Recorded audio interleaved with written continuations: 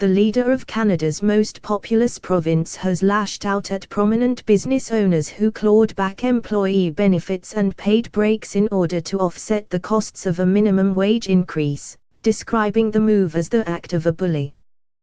Kathleen Wynne, the Premier of Ontario, announced last year that the province would raise its minimum wage to $15, $12 an hour by 2019.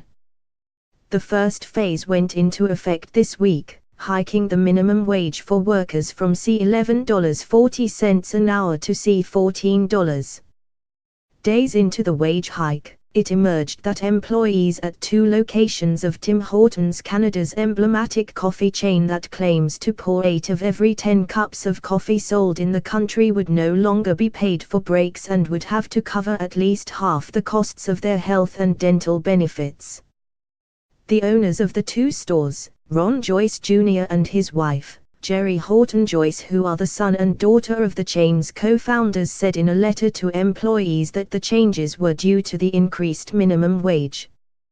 One employee told the Canadian Broadcasting Corporation that changes would leave them with about $100 less a month, rendering null the minimum wage increase.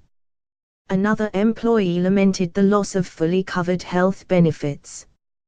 "Sounds like you are penalizing your staff because the government is trying to help your staff."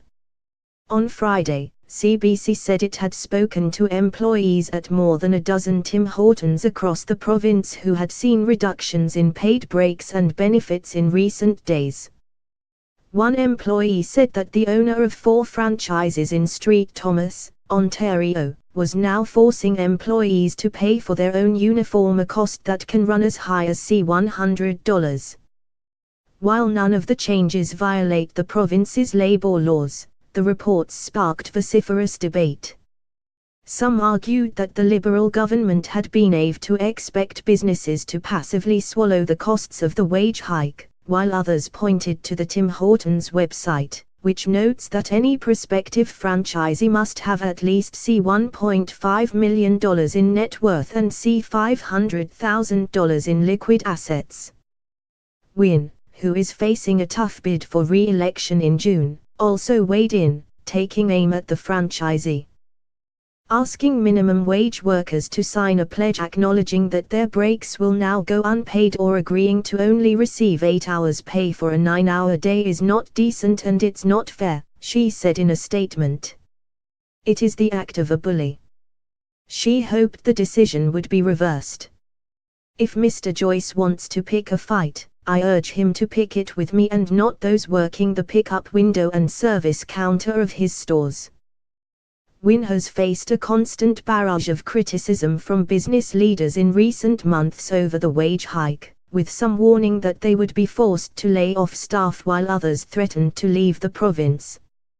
Her government responded by pointing to Ontario's strong economy, which grew 2.7% in 2016, sending unemployment levels to a 17-year low and arguing that the gains of this growth have not been shared equally. The Great White North Franchisee Association, an alliance that says it represents more than 60% of Tim Hortons franchisees, said in a statement that the Joyce family were hard-working small business owners who are striving to keep their business viable and keep all of their employees employed, and noted that the changes made by the couple were a means of coping with the added business pressures forced upon franchisees by the government.